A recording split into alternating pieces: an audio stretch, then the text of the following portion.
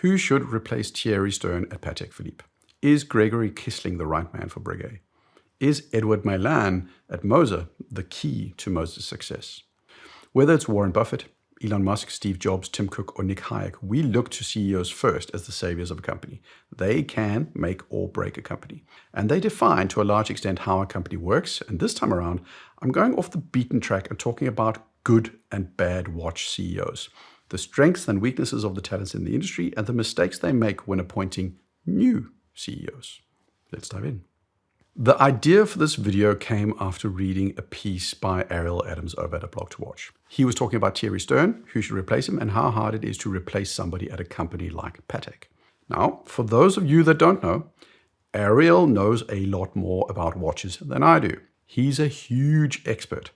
But the moment he started talking about succession and CEOs, he walked into a field where and I'm not going to be humble about it, I'm an expert. I've been doing HR for 25 years. I've been in the C-level room, and I've been actively responsible for placing replacement CEOs at billion-dollar companies. This is my jam. I've done this a lot of times, so I felt I had something to contribute. Family-run and entrepreneur-run businesses are special because they're emotional, they're irrational, and also deeply passionate about their little baby. Who gets to succeed them in this business is often a very difficult decision, and more often than not, the default is to find someone in the family to take over. But family is rarely a good indicator of skill. If you've had part of the family around for decades and have exposed them to the business, you've likely spent years grooming them and building their understanding of how to run a business of this kind. But they might not be as passionate as you would like. They might not be as smart as you would like. They might not be as good leaders. The odds of having a son or daughter that is every bit as good or better than you at running a watch business are not that high. And I mean, how often do you hear about a child that has gone in the parents' footsteps in sports and outdone their parents? It's exceedingly rare. So the idea of picking one of your offspring, which Ariel also states is one that limits your options in terms of good candidates, is not always a great one. On top of that, the task of letting go of the business is also difficult for that owner.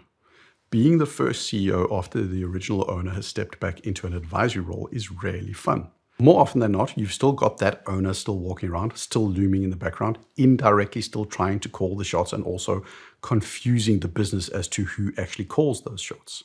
Transitioning to a non-familial leadership is typically one that is quite difficult for everybody involved. So, for a family-run or owner-led business, step one is to get that owner out of the door as quickly as possible so that the CEO can actually do their job and be allowed to fully fill the role. I'd say that when it comes to these kind of privately held family-style businesses, that's more important than who you actually choose for the role. If you follow major sports teams, you'll know the stories of where an owner overrides a coach's player decisions and how much havoc it creates on the team. It's the same mechanism at play here. The patriarch can advise the CEO behind the scenes, but apart from that, they need to get out of the door and stay out and leave the new CEO to do their job. You've stuck around this video so far. Hopefully that means you are enjoying the video. If you are, then please click the subscribe button. It helps out the channel a ton and is also good for you because then you know when my videos come out. Thanks a ton. Ariel states in his article that selecting a leader is a gradual process. It's about being ready, preparing, giving the incoming person exposure, letting them earn trust, ensuring stakeholders accept them. Ariel suggests that sudden changes are risky, incremental handovers are safer, so traditions, craftsmanship, brand values carry forward without shock. And I don't really agree. Actually, I don't agree at all. Basically, you've got two scenarios. You've got an internal candidate that you're grooming, or you have an external candidate. If you've got an internal candidate, the goal is to put them in roles where they perform and gain the respect of people in the business. You want them to have responsibilities where they ideally succeed and thereby build a trusted followership. If it's family, that can take time. But there are two things you want to avoid normally. One, once you say that this person is going to be the new CEO, there has to be a clear date for when they take over, and I'd say no more than a year in the future. The moment a CEO says they're stepping down, most organizations end up in a state of inertia where things just kind of slow down. Everybody waits for the new guy's direction and big decisions get tabled and pushed till the new guy starts. You should ideally aim for maintaining momentum and making the transition as short as possible. The benefits of doing it slowly are usually outweighed by those negatives. 2, if for some reason you have multiple candidates, you need to pick a horse sooner rather than later. Ariel speaks to infighting and competition, and that infighting and competition is something that a lot of people see as a strength.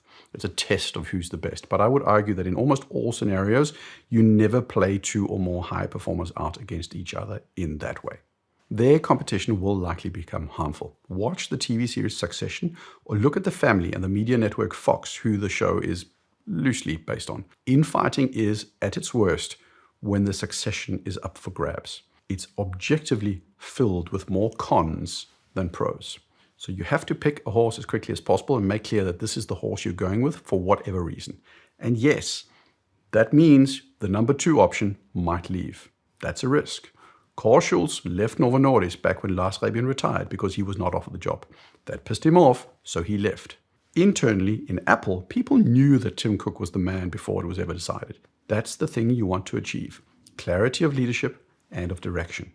If it's an external candidate, that person needs to come in and be CEO from day one. Overlaps are bad for direction, they're bad for clarity. You pick a person, you put them in the role, and you get out of the way. What about the decision to go internal or external? There's actually a lot of data on this. Internal candidates stepping into a CEO role tend to perform better than external candidates. There are all sorts of reasons for this. They understand the business better, they have a higher ease of transition, they've got better data in terms of assessing the candidate's fit, and it tends just to be that we favor internal candidates in terms of performance. When the external candidates do succeed, it tends, and there's also a lot of data on this, to be when significant change is needed. Internal candidates don't always do as well at radical change. Going into a new market, going through a big cost-cutting phase, they don't do that as well, not always at least. That's where the externals seem to have an edge. But the fact is, sometimes the internal candidates are not deemed good enough. When that's the case, then the only option is to find an external. So Ariel goes on to talk about preserving the character and identity of the company. There's merit to the importance of that. If you've got a company that's fundamentally in a good shape, there's usually no reason to make changes that rock the boat and scare away the people that are there. He does argue that this builds a case for slow leadership transitions. But again, like I said, I don't agree. Slow leadership transition is misunderstood. The people that didn't get the job are going to be angry no matter what. High-performing, ambitious individuals don't suddenly warm to the person that gets chosen over them. You make the change and you move on. But you can do other things that are more important in terms of preserving the character and identity of the company. You can give the CEO a mandate which limits how much they can rock the boat. What Hans Wilsdorf did at Rolex is an excellent example of that. How they set up the structures and bylaws of Rolex inherently limit how much the CEO can fundamentally change the business. The CEO at Rolex doesn't have the power to take Rolex public as, just as one example. There are limits that ensure that Rolex stays as close to Wilsdorf's vision as possible.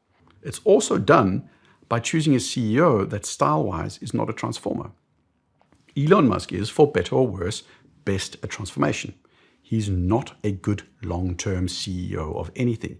But if you need something shaken up, if you need to really rock the boat, then he's not a bad bet within, of course, the confines of the technologies and industries that he understands. The CEO you pick basically gets limited by their mandate and their style, and the style is something that you can assess. You hire for fit, and if you don't want to rock the boat too much, you assess for that in the recruiting process. Succession isn't about protecting independence. That's a mandate thing. You can set that up legally. You set up the mandate of the CEO in such a way that changes you don't want can't be made.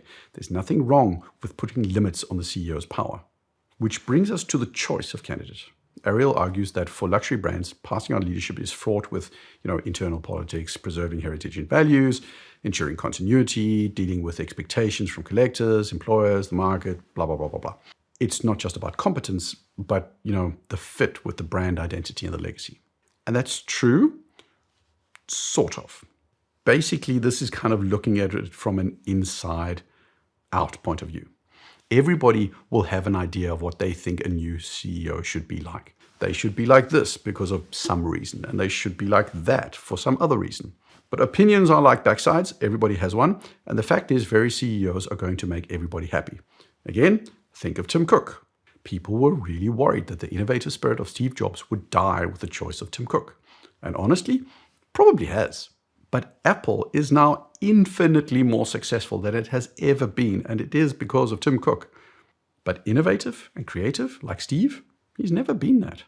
The fact is, there are only 4 kinds of CEOs you can choose from. It's really that simple. There's the caretaker, the cost CEO, the growth CEO, and the product CEO. That's all there is. The caretaker CEO is the CEO who's there to not rock the boat. Keep things afloat for a while until another candidate comes along, or just keep a company moving in a market where things are easy. Nothing needs to change. You just need a stable pair of hands on the wheel and nothing more. They are all-rounders. They're not necessarily particularly spiky at one thing, but they excel at just keeping things moving and are great when business is fine and things are fine and the market is fine. Then there's the cost CEO. That's the new guy at Intel. He's a cost CEO. These are the CEOs you bring in when you're bleeding cash and need to secure a stable footing for potential future profitability.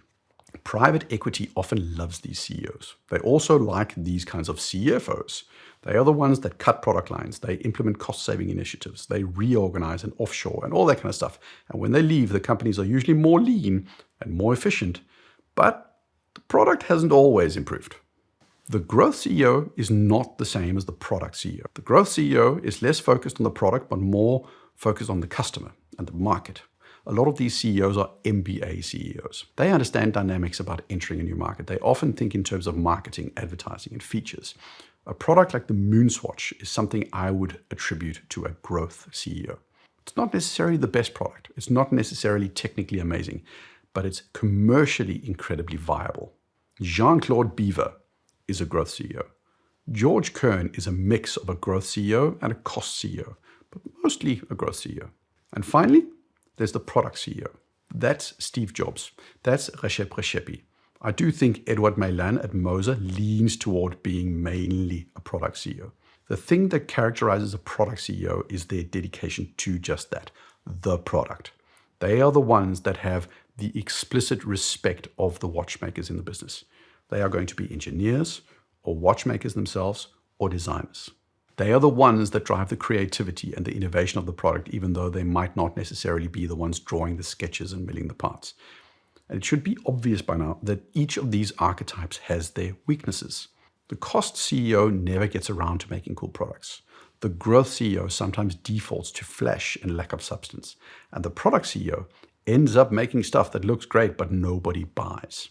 It should also be clear that any CEO is going to be a mix of these 4 archetypes, but each CEO candidate will have a spike or a greater lean towards one of those key areas. It's not more complicated than that. Those are the 4 options. So what about some of those CEOs we have out there at those watch companies? Gregory Kissling at Breguet. Honestly, that's his primary archetype. Is he good at what he does? Absolutely. But is it what Breguet needs? No. They need some mix of product CEO as the primary archetype, and he isn't it. Meylan at Moser. Product first, growth second. He's spot on and he's doing a good job. George Kern. Growth CEO with product or cost second. Also a good choice. It's not exactly inspiring, but it's the right choice for Breitling at this point in time. Jérôme Lambert at Jaeger-LeCoultre. He's a clear caretaker with a mix of cost and growth in a distant second and third. He used to be a CFO, for crying out loud. Product is not what he is. Emmanuel Perrin at Panerai. He's a mix of product and caretaker. Mike France at Christopher Ward. He's a mix of growth and product. Christoph Granger at IWC. I think product first, growth secondary. And Thierry Stern. He's a mix of caretaker and growth. Fundamentally, I don't see him as product-led as a CEO. And you can tell, he's just not that passionate about his products. Now, I didn't go through every single CEO and every single brand because that's just boring, and I think you'll find the following. The brands we talk most about are likely to be led by CEOs that have their strengths in growth and product. We will, as enthusiasts, likely speak more positively of brands where the CEO is heavily product-focused. We might not like the aesthetic, but we will respect what they're doing. What you'll also most likely see is that the bigger the company is, the more likely, if they're succeeding as a business, to not be product CEOs, but rather some mix of other traits. And why is that? Well, because when you're running Cartier, you can't just go for some highly creative person with all sorts of big ideas that might be risky. So you go for the safe bet, the person who understands growth and will give space to ideas, but will ultimately, in terms of products, toe a fairly conservative line. These are people that aren't going to rock the boat too much. Bringing in Steve Jobs types is inherently more risky. And I could honestly see someone like Recep Recepi in terms of skill and creativity as an outsider candidate for a product-led CEO at Patek. Now, I don't know if he has the skills to manage a business of that size, but he started at Patek. He understands the design language. From that perspective, he would be respected. Can he run a $1 million business? Billion-dollar business? That's a good question. Patek are still hyper-desirable, but their products in recent years just haven't been received as strongly as they once did. The Cubitus is desirable, but it's gotten a hard time as well. The 6007 lineup is not a crowd pleaser, and I watched the Ed Sheeran John Mayer video, and they mostly talked about old Pateks, not so much new Pateks. A caretaker CEO isn't going to break anything, but there, to me, feels like there's a growing frustration with Patek's products, their pricing, and their connection to their clients. Ariel Adams insinuates the same. If it were me, based on those indicators, I'd say you need a product CEO at Patek, because specifically for Patek, the desirability has always been connected to the product. And in recent years, that desirability has become a little disconnected. And what I mean is there's a difference between saying, I want a Patek because it's a Patek, versus saying, I want a Patek because it's the best damned perpetual calendar chronograph in the world. I would argue that you can only convince people to buy a Cubitus because it's a Patek. If it said Parmigiani on the dial, it would not sell as well. But the Nautilus would. At least I think so. They need to get more back to the product. That demands a product CEO. And how should that CEO start their role? Well, because it's Patek and because it's a product-led CEO, I would look for a CEO that doesn't have the same personality of Jean-Claude Beaver or the guy from AP, the former guy, Benny Haman, whatever. You want a more restrained personality. You want a person that is going to take their time to understand the team and slowly make changes to shift their direction ever so slightly. You want to make sure you have a mix of growth and cost and placeholder types on the team, and ideally stack the management team with more product-orientated individuals. More of the people around the CEO need to be product-orientated, so the conversations will be about product first and growth or cost secondary. That attention to product is what will galvanize support internally for the new CEO. Caring about the product garners loyalty in a way that caring about costs just won't. And the CEO from there will set their team. My own silly little rule of thumb is hire to, fire to, and promote to. And it's not a hard rule, but it's a way of thinking about change and support. You fire 2 people that are not on board with your vision and stand for the opposite of what you're trying to achieve. You hire 2 people to signal that you want to make changes and want new ideas. And you promote 2 people to show that talent and performance is rewarded under you. You sit down with your management team, you listen to their ideas, and then you come up with a careful, measured, but still ambitious plan to make even better products. More broadly, and I said it earlier, we enthusiasts will likely see a high correlation between the brands we really respect and product-led CEOs. We as enthusiasts are going to have a preference for product CEOs because that's what we're here for. We're less sold on empty marketing and unimaginative re-releases. In recent years, I think especially because of the COVID hype years, the growth CEO has been in vogue. But in these challenging times, for a lot of brands, I do believe that especially the bigger brands could do well to look for their next CEOs in the land of the product.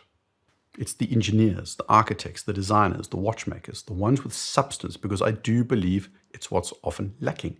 We need more of the excitement that a CEO like the one at Moser brings to the table, a willingness to draw outside the lines and see what sticks. That doesn't mean they have to be as crazy and risk-forward as Moser, but that dedication to product, that's what Patek and brands like them need right now. It's what Panerai needs. It's to some extent what Longines needs. Rolex, they have a caretaker, and he's a really good caretaker, and I wouldn't change that Rolex CEO. George Kern is spot on for Breitling. And me, I do HR, so what the hell do I know? Share your thoughts in the comments. Apologies for being very people and culture on this one. Like, subscribe. Cheers.